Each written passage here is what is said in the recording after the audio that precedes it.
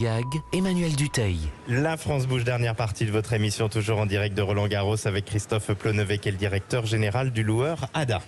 Et dans la France bouge, notre société change, nos entreprises s'adaptent et prennent en compte la vie des salariés.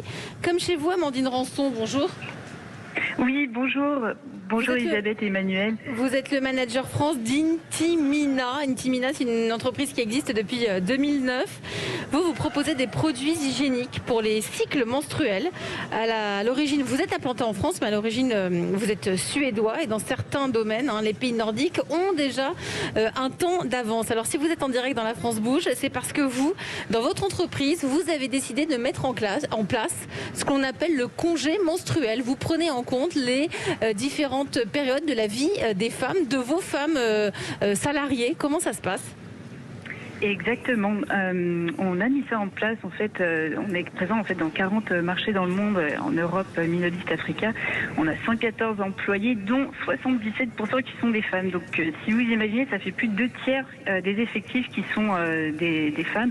Donc, c'est une réelle avancée vraiment significative.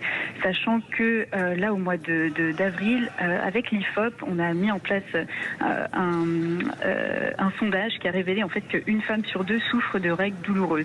Et c'est plus d'une femme sur 4 qui n'a pas osé dire à son manager qu'elle était dans l'incapacité de travailler à cause de ces règles. Et du coup, en prenant en compte ce constat, qu'est-ce que vous proposez concrètement ? Alors, on propose concrètement en fait un emploi du temps flexible. Déjà, on propose un minimum de congés de 24 heures et on propose d'accommoder en fait aux femmes leur emploi du temps en fonction de leur cycle, ce qui peut être parfois très douloureux. Une mesure d'autant plus utile pour les femmes commerciales qui sont tout le temps sur le terrain, par exemple, et qui peuvent se retrouver dans des situations inconfortables. On propose des matinées flexibles, donc de pousser un peu plus son emploi du temps en fonction de ses réunions et de comment on se sent. Et en plus de ces mesures, Intimina offre aussi gratuitement des protections périodiques réutilisables et écologiques à ses employés.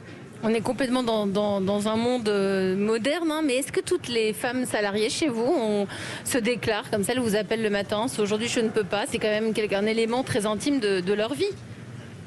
Oui, tout à fait. Ça, on considère. Après, ce qu'on a mis en place en fait chez Intimina, c'est vraiment une relation de confiance en fait, parce que le but c'est d'écouter en fait son corps, même si c'est intime.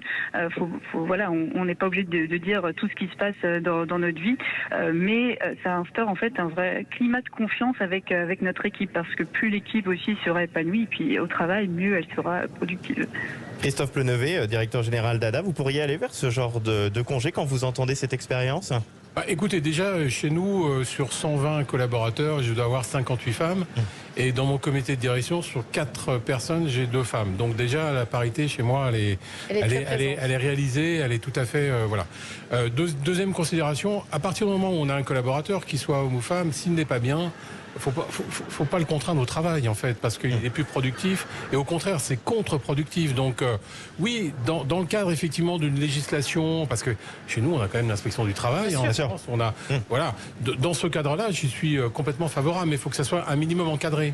Un congé menstruel qui a été mis en place par cette entreprise, par Intimina. Merci à vous Amandine Rançon d'être venue nous en parler en direct dans la France Bouge.